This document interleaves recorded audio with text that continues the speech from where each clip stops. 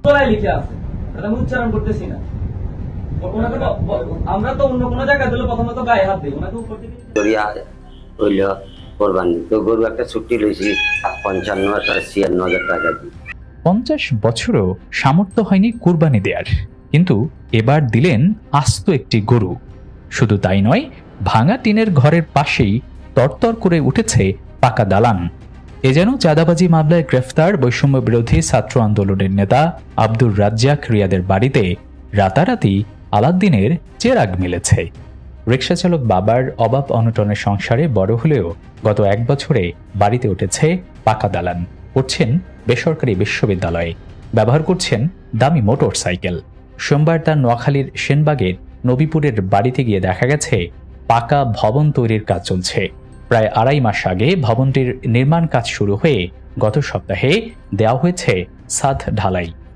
আব্দুর রাজ্জাক রিয়াদ নোয়াখালীর সেনবাগ উপজেলার নবীপুর গ্রামের হতদরিদ্র আবু রায়হানের ছেলে। 2 ভাই এবং 2 বোনের মধ্যে তিনি ছিলেন ছোট। বড় ভাই চট্টগ্রামের একটি ফিশারি কোম্পানিতে চাকরি করেন। রিয়াদ বাংলাদেশ গণতান্ত্রিক ছাত্র সংঘের কেন্দ্রীয় কমিটির সদস্য ছিলেন। রিয়াদের গ্রামের প্রতিবেশীরা বলেন, আর্থিক অনটনের মধ্যে বেড়ে ওঠা একজন ছাত্রের বাড়িতে হঠাৎ পাকা ভবন নির্মাণ নিয়ে এলাকায় নানান আলোচনা শুরু হয়েছে। এই আলোচনায় নতুন মাত্রা পেয়েছে চাঁদাবাজির অভিযোগে রিয়াদের গ্রেফতারকে কেন্দ্র করে। বাবা আবু রায়হান বলেন, 50 বছর পর ছেলের ইজ্জতের কথা চিন্তা করে 56,000 টাকা দিয়ে গরু কিনে কুরবানি দিয়েছি। আগে মানুষের টাকায় ছেলেকে বিশ্ববিদ্যালয়ে পড়াশোনা করাইছি, এখন সে টিউশনি করে রোজগার করে। আমাকে ঘরের কাজেও কিছু সহযোগিতা করেছে, বাকিটা জমানো এবং ঋণের টাকায় কাজ করিয়েছি। তবে এলাকাবাসীর ভাষ্যমতে রাজ্জাকের টাকায় এই ভবন করা হচ্ছে। গত 5ই আগস্টের পর থেকেই রিয়াদের পরিবর্তন লক্ষ্য করেছেন এলাকাবাসী।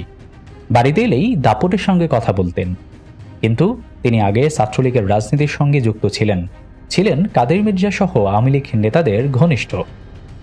অনেকের ভাষ্যমতে শরীরের কাপড়ের মতোই একে একে দল পরিবর্তন করেছেন তিনি।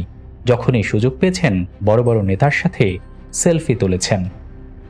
স্থানীয় বাসিন্দা মোহাম্মদ জুনায়েদ হোসেন বলেন, রিয়াদ এমনিতে ভদ্র ছেলে, তবে 5ই আগস্টের পর জানতে পারি সে সমন্বয়ক হয়েছে। বছর না ঘুরতেই বাড়িতে পাকা ভবন নির্মাণ হয়েছে। এসব নিয়ে এলাকার মানুষের মধ্যে আলোচনা রয়েছে। চাঁদাবাজি মামলায় গ্রেফতার হওয়ার পর থেকেই সেই আলোচনা বহু গুণে বেড়েছে।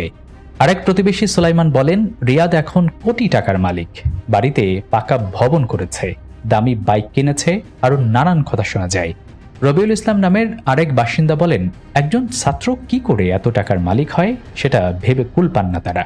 এখন আবার চাঁদাবাজির ঘটনায় গ্রেফতার হলো, আমরা এসবের নিন্দা জানাই। প্রসঙ্গত গত শনিবার সন্ধ্যায় রাজধানীর গুলশানে সাবেক সংসদ সদস্য শাম্মী আহমেদের বাসায় চাঁদাবাজির ঘটনায় 4 সহযোগী সহ গ্রেফতার হন আব্দুর রাজ্জাক বিন রিয়াদ। এই ঘটনায় গুলশান থানায় করা মামলায় জিজ্ঞাসাবাদের জন্য রিয়াদ সহ 4 জনকে 7 দিনের রিমান্ডে পাঠিয়েছে আদালত। ফেসবুকে রাজনৈতিক নেতাদের সঙ্গে ছবি পোস্ট করে নিজের শক্তির জানান দিতেন রিয়াদ। তার ছবির ফ্রেমে বাদ যায়নি অন্তর্বর্তীকালীন সরকারের উপদেষ্টারাও। একাধিক উপদেষ্টার সঙ্গে ছবি পাওয়া গেছে ফেসবুকে।